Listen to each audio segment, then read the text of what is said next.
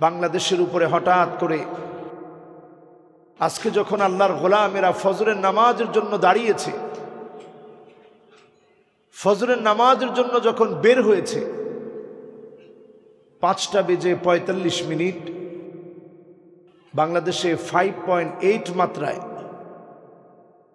প্রচণ্ড জোরে ভূমিকম্পে কম্পিত হয়েছে গোটা দেশ, গোটা জাতি। ঠিক তখনও অনেক মানুষ ঘুমেছিল।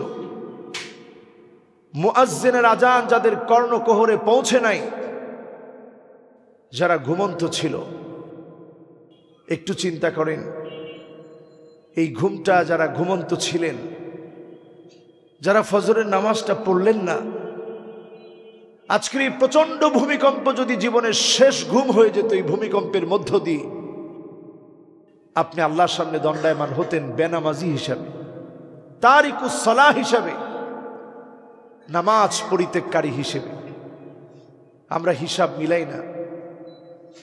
নবী করিম সাল্লাল্লাহু আলাইহি ওয়াসাল্লাম 15টি কারণ উল্লেখ করেছেন যেই কারণে জমিনের মধ্যে ভূমিকম্প হবে।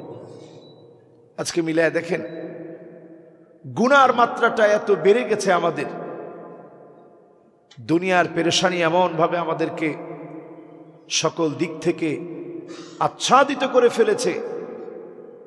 15টি আলামতের প্রত্যেকটি আলামত যেগুলোর কারণে ভূমিকম্প সংগঠিত হয়, আযাব আসে, সব আলামতগুলো এখন আমাদের মধ্যে আছে।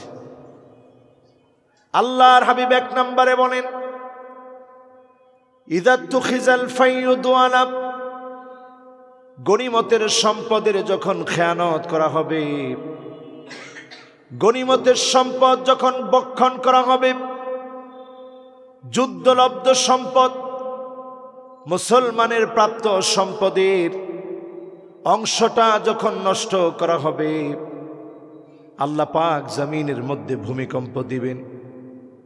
ওয়াল আমানাতু মাগনামা, আমানতের খেয়ানত করা হবে, গনিমতের মতো করে আমানতের খেয়ানত যখন শুরু হয়ে যাবে, জমিনের মধ্যে ভূমিকম্প হবে।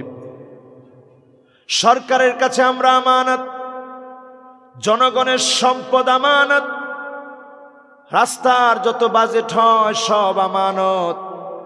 এই আমানতের খেয়ানত যখন হবে, ভূমিকম্প শুরু হয়ে যাবে জমিনের মধ্যে। 3 নম্বরে বিশ্বনবী বলেন, ও যাকাতু মাগরামা, এমন সময় আসবে যাকাতটাকে মানুষ যখন অভিশাপ মনে করবে, বোঝা মনে করবে, এই জমিনটা ভূমিকম্পে কম্পিত হবে, প্রচন্ড একটার পর একটা আযাব আসবে। আজকে মিলিয়ে দেখেন আল্লাহ আমাদেরকে যাদেরকে সম্পদ দিয়েছেন, আল্লাহ তো আমাকে যাকাত গৃহীতা বানাতে পারতেন, নিচের হাত আল্লাহ বানাতে পারতেন। সম্পদ আল্লাহ রাব্বুল আলামিন যাদেরকে দিয়েছেন, অনেকে আমরা যথা নিয়মে যথাসাধ্যভাবে অনেকে আমরা যাকাত আদায় করি না। কোটি টাকা যাকাত আসে, লক্ষ টাকার লুঙ্গি কিনে, শাড়ি কিনে, যাকাতের লুঙ্গি যাকাতের শাড়ি নামে চালায় দেই। যাকাত যখন অভিশাপ মনে হবে, সম্পদকে যখন আনন্দের বিষয় মনে হবে, কারি কারি টাকা আসছে আপনার কাছে ভালো লাগবে, কিন্তু যাকাত দিতে গেলে যখন আপনি থেমে যাবেন, আপনি বুঝে নিবেন কিয়ামতের সময়টা বড় সন্নিকটে। আপনি বুঝে নিবেন ভূমিকম্প আসার সময় চলে এসেছে। আজকের ভূমিকম্পের সময়ে অনেকে লিখেছেন মসজিদের ভিতরেও প্রকম্পিত হয়েছে, কারণ আজকে মুসল্লিদের ভিতরেও এই বড় বড় রোগগুলো এখন মুসল্লিদের ভিতরেও আছে। ঠিক না বেঠিক? সবার ভিতরে রোগগুলো দানা বেঁধে ফেলেছে। এই রোগগুলো আমাদেরকে কুড়ে কুড়ে খাচ্ছে। যাকাত আমরা আদায় করি না। সম্পদ আসলে অনেক আনন্দিত হই, মনে মনে বলি আল্লাহ আমারে কত পছন্দ করে, এত সম্পদ আমাকে আল্লাহ দিয়েছে। একটা বার চিন্তা করি না, হাক্কুন লিসাইলি ওয়াল মাহরুম, এই সম্পদ শুধুমাত্র আমার না, এই সম্পদের মধ্যে বঞ্চিত দুস্থ যে সমস্ত মানুষ খেতে পারে না, যে 8টি খাত আল্লাহ পাক বর্ণনা করেছেন, আমাদেরকে শিখিয়ে দিয়েছেন, এই 8 খাতের মানুষ আপনার কাছে পাও না। আমরা যাকাত দিই না। অনেকে মনে করি হুজুর আমি তো দুহাত খুলে দান করি, অনেক দান করি, অডেল দান করি, মসজিদ মাদ্রাসা আলেম ওলামা সবাইরে দান করি।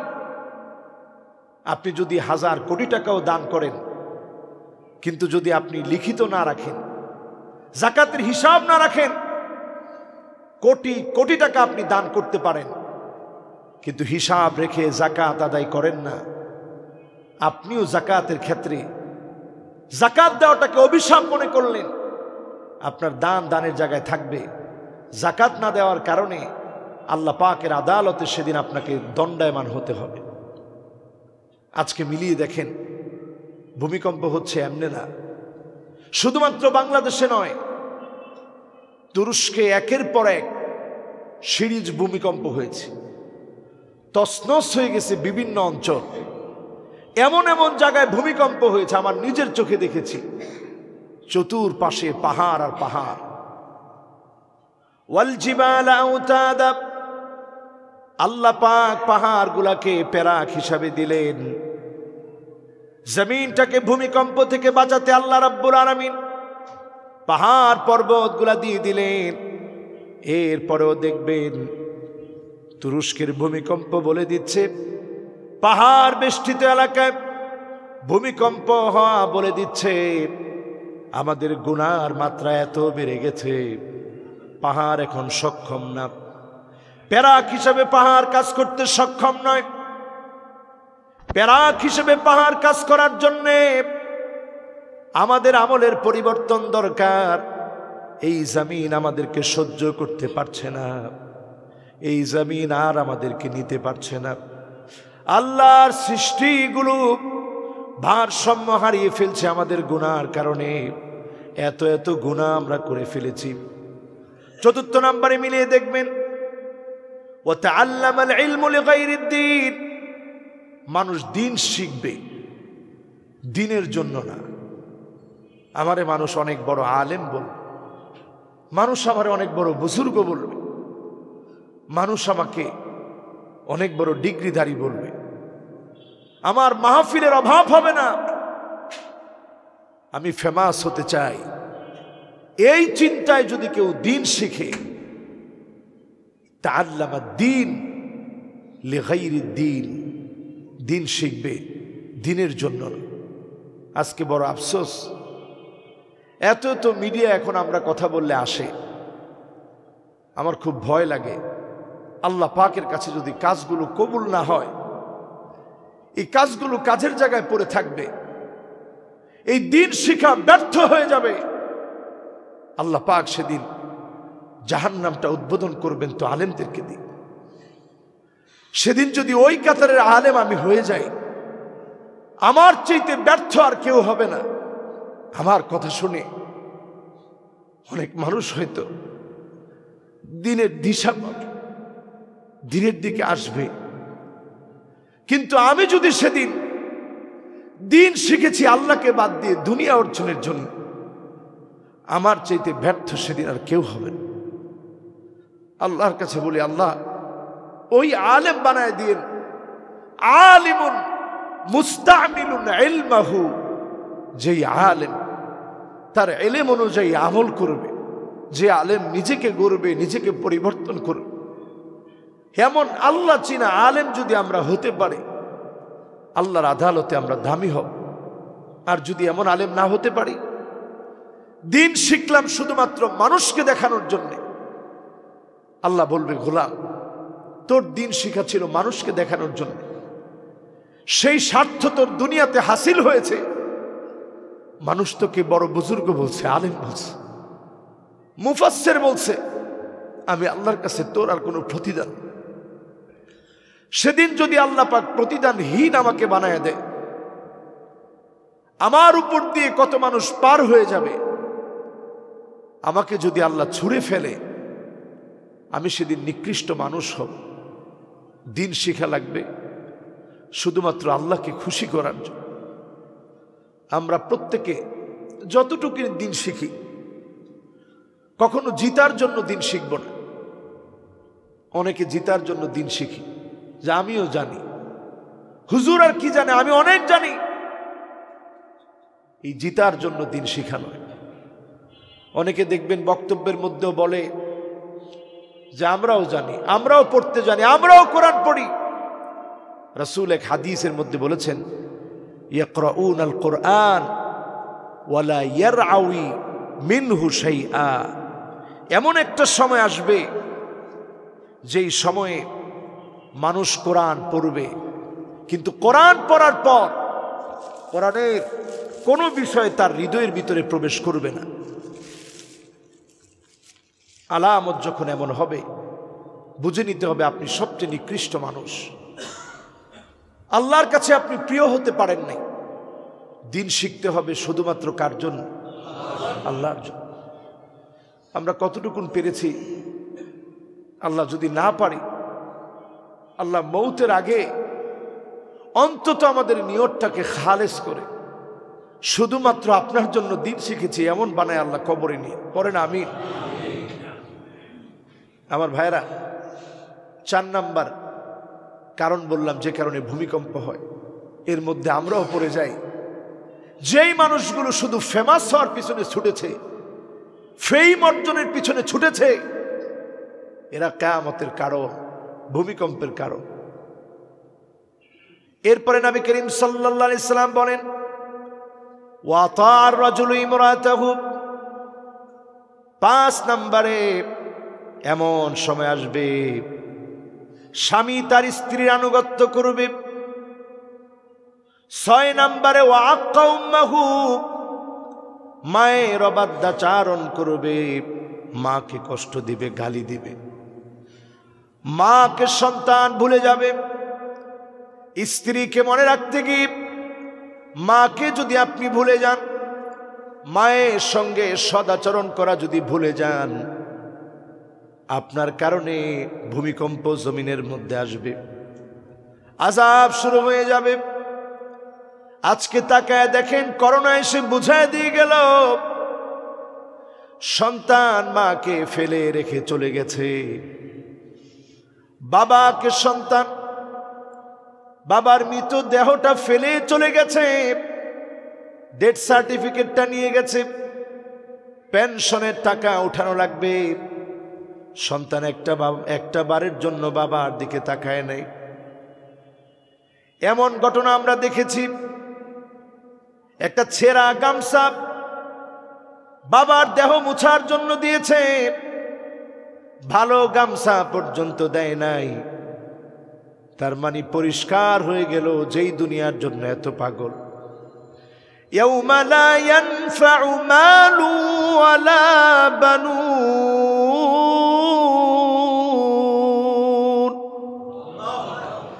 ইল্লা মান আতাল্লাহা বিকলবিন সালিম।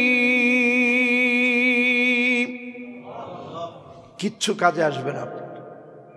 আপনি যদি আল্লাহর গোলাম হয়ে আল্লাহর সামনে দাঁড়াতে পারেন, আপনি সফল। আপনি যদি গোলাম হয়ে আল্লাহর সামনে না দাঁড়াতে পারেন, আপনি বিফল। আউয়ালু মানজিলিন মিন মানাজিলিল আখিরাহ।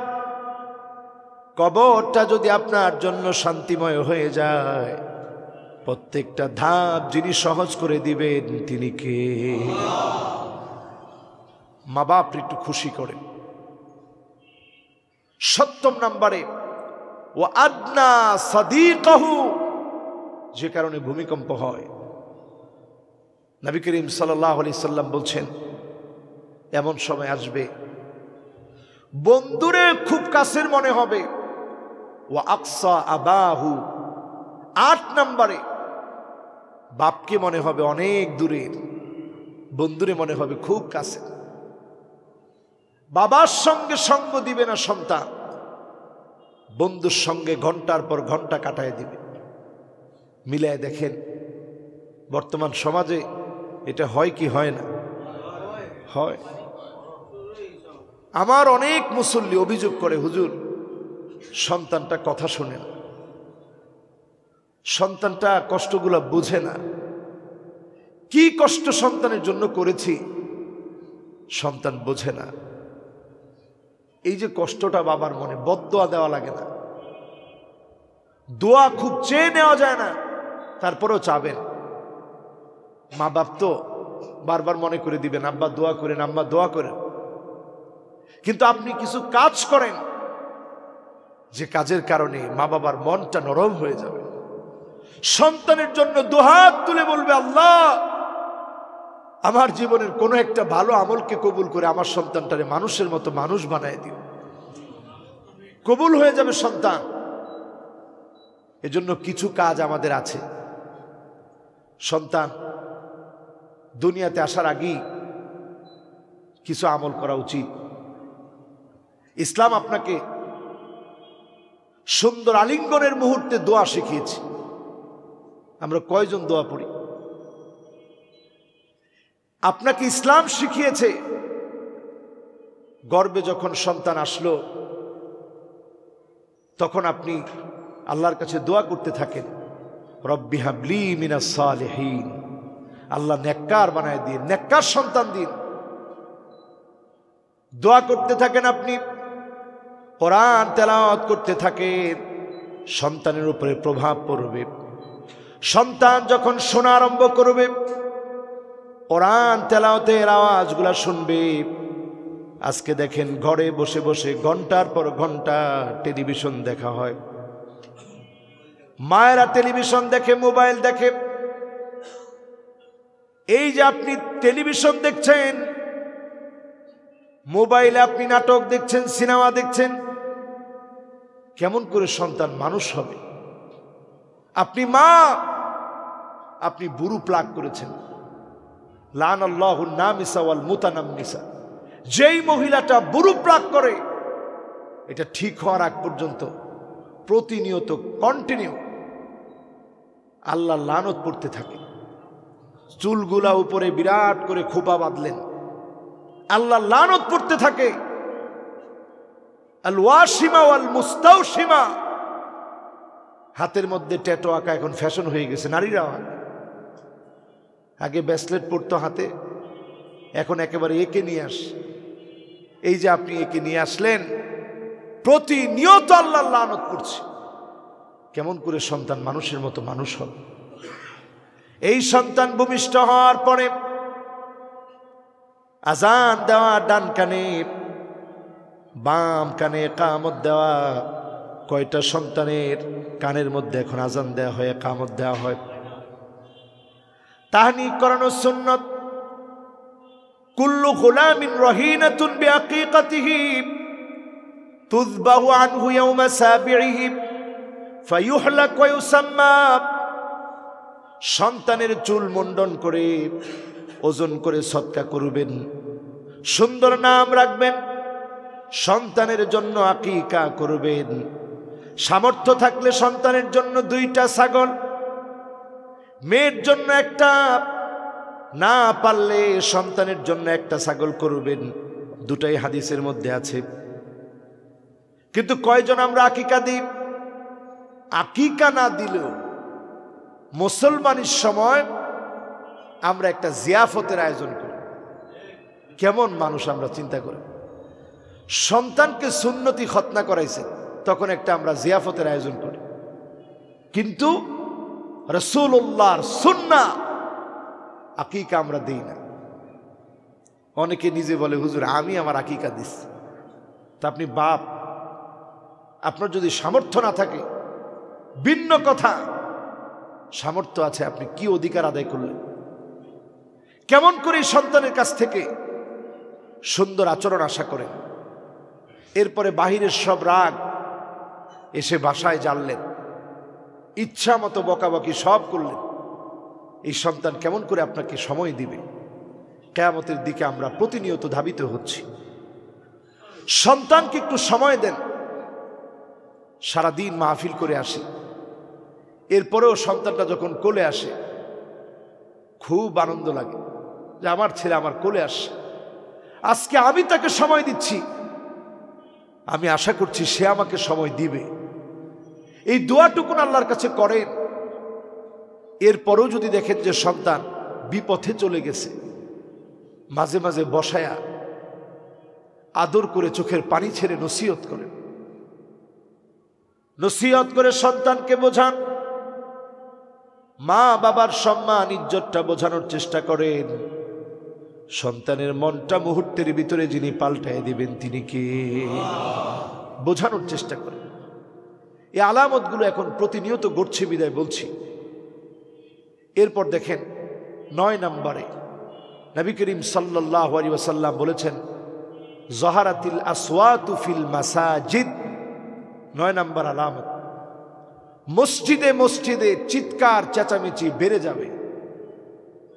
খতিব সাহেবকে বলবে, খতিব সাহেব সাবধান, এই ওয়াজ আপনি করতে পারবেন না। এরকম আঙ্গুল তুলে মসজিদের মধ্যে যখন খতিব সাহেবকে পরামর্শ দেওয়ার মতো অযোগ্য লোকগুলো দাঁড়িয়ে যাবে, আপনি বুঝবেন ভূমিকম্প শুরু হওয়ার সময় হয়ে গেছে। ঠিক হয় এরকম? এটা আল্লাহর ঘর মসজিদ, কত বড় দামি জায়গা। যেই জায়গায় গোলাম যখন সেজদা দেয়, আপনি সাধারণ কার্পেটের উপর সেজদা দিচ্ছেন। এই সেজদা শুধু কার্পেটের উপর না, এই সেজদাটা আল্লাহ রাব্বুল আলামিনের কুদরতি কদমের উপরে আপনি দিচ্ছেন। গোলামের খাতায় নাম লিখাচ্ছেন, আল্লাহকে বলছেন, আল্লাহ আমি আপনার গোলাম, সেজদা অবনত হয়েছি। আল্লাহ তখন আপনাকে বলেন, আকরাবু মা ইয়াকুনুল আবদু মির রাব্বি ওয়া হুয়া সাজিদুন ফাকসিরুদ দুআ। গোলাম তুমি সেজদা অবনত হয়েছ, মনে যা চায় আমি আল্লাহর কাছে চাও, যিনি তোমার চাওয়া পাওয়া পূর্ণ করে দিবেন তিনি কে? প্রতিনিয়ত আজকে এগুলো হচ্ছে, ঘটনা প্রবাহ এখন প্রতিনিয়ত ঘটছে। মসজিদের মধ্যে হট্টগোল। সেদিনও দেখলাম একজন খতিব আলোচনা করছে,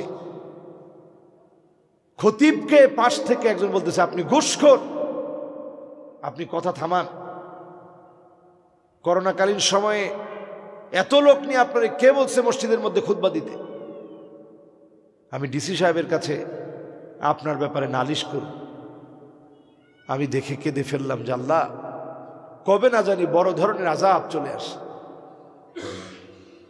এটা শুধু আমার দেশে ঘটছে তা না, খোদ সৌদি আরবে খতিব যখন মিম্বার থেকে হকের পক্ষে কথা বলেছে, আপনারা দেখেছেন ইউটিউবে ফেসবুকে, খতিবের আবায়া ধরে পাঞ্জাবি ধরে খুতবা চলাকালীন সময়ে যখন এই কথা বলার মতো কোনো অপশন রাসূল দেন নাই, উস্কুত তুমি চুপ থাকো, এ কথা বলারও সুযোগ নেই। আরেকজন কথা বলতেছে, আপনি বলেন এই ভাই চুপ করেন, রাসূল বললেন ফাকাদ লাগাউতা, তুমিও বাড়াবাড়ি করলা, চুপ থাকো, এইটাও পাশের জনরে বলার সুযোগ নেই। অথচ খতিব সাহেবকে টেনে হেসড়ে নিয়ে যাচ্ছে। তিনি মিউজিকের বিরুদ্ধে বলেছিলেন, আলামত বলে দিচ্ছে বড় বড় ভূমিকম্প আসবে। আল্লাহর কাছে মাফ চাওয়ার সময় এখন।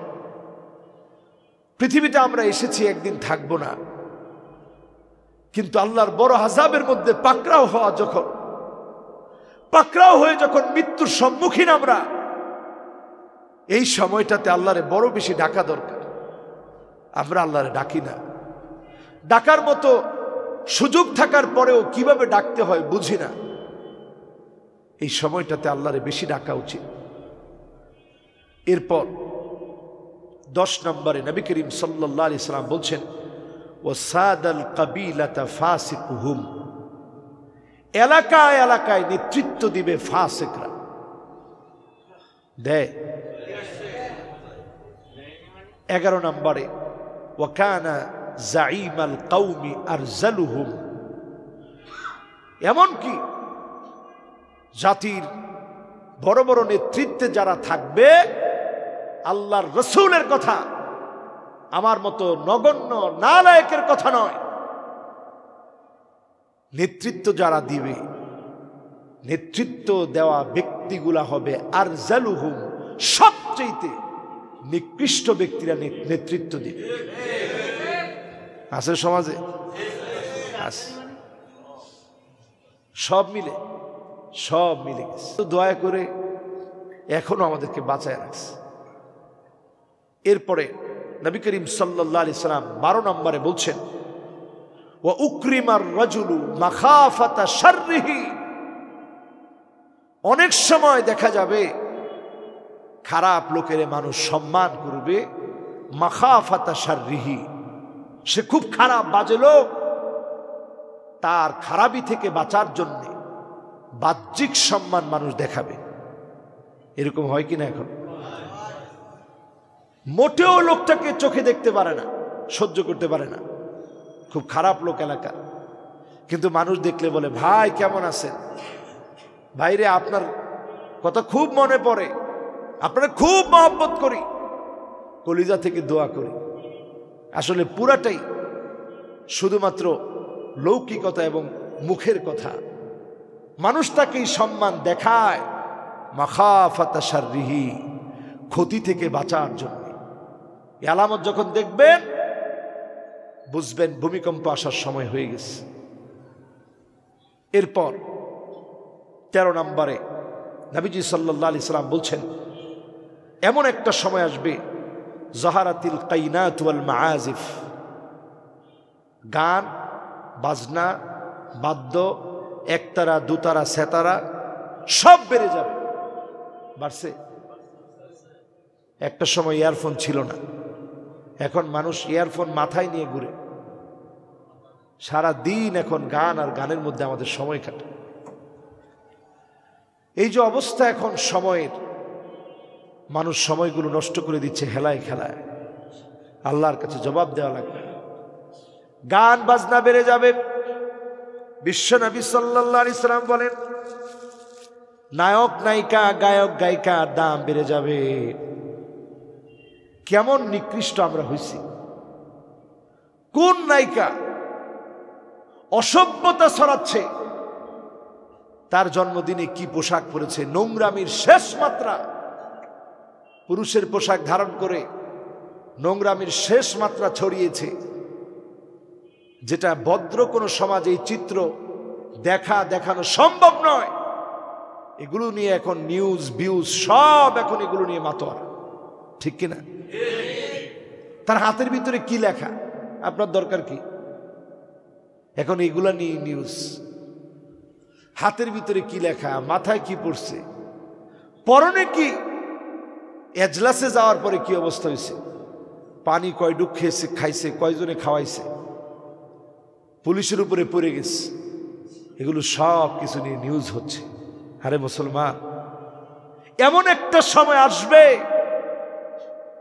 যেই সময় আপনি দেখবেন আইয়ুসাল মুরশিদ, যারা মানুষকে পথ দেখানোর কথা ছিল, আলেম ওলামা, তাদেরকে যখন অত্যাচার করা হবে, বুঝে নেবেন একটার পর একটা কিয়ামতের আলামত সংগঠিত হওয়ার সময় চলে এসেছে। এরপরে আসেন 13 নম্বরের পরে 14 নম্বরে নবীজি সাল্লাল্লাহু আলাইহি সাল্লাম বলছেন, ওয়া শুরিবাতিল খামর, মদ মানুষের কাছে একেবারে সহজ হয়ে যাবে, মদ পান বেড়ে যাবে। এখন দেখেন এলএসডির মতো ভয়াবহ মাদক দ্রব্য ড্রাগ অ্যাডিক্টেড হওয়ার পরেও মুখের মধ্যে কি হাসি! এরা বড় বড় শিক্ষাঙ্গনের ছাত্র, এরা ড্রাগ অ্যাডিক্টেড, এরপরও তাদের মুখের হাসি যায় না। এরপরে পুলিশ যখন আচ্ছাতর একদিন পিটাইল, মুখের হাসি নিমিষেই শেষ। কিন্তু আমরা একটা ভুল করছি, আমাদের দেশে মাদক দ্রব্য নিয়ন্ত্রণ অধিদপ্তর আছে, এটারে যদি আমরা মাদক দ্রব্য নির্মূল অধিদপ্তর বানাতে পারতাম, এই দেশেও কোরআনের আয়াতের সম্মান করার কারণে, কারণ কোরআন এটাকে নিয়ন্ত্রণ করতে বলে নাই, কোরআন বলেছে নির্মূল করতে। কি করতে? এটা আমার কথা না, কোরআনের কথা। কোরআন বলছে নির্মূল করো। ইন্নামাল খামরু ওয়াল মাইসির, এই আয়াতটা যখন নাজিল হলো সেদিন থেকে নির্মূল, নিয়ন্ত্রণের আর কোনো সুযোগ নেই। সুতরাং নির্মূল যদি আমরা করার সিদ্ধান্ত নিই, এই জাতি মুক্তি পাবে ভূমিকম্প থেকে, আযাব থেকে। রাষ্ট্রীয় সিদ্ধান্তেই হতে পারে এই ভূমিকম্প থেকে বাঁচার একটা মাধ্যম।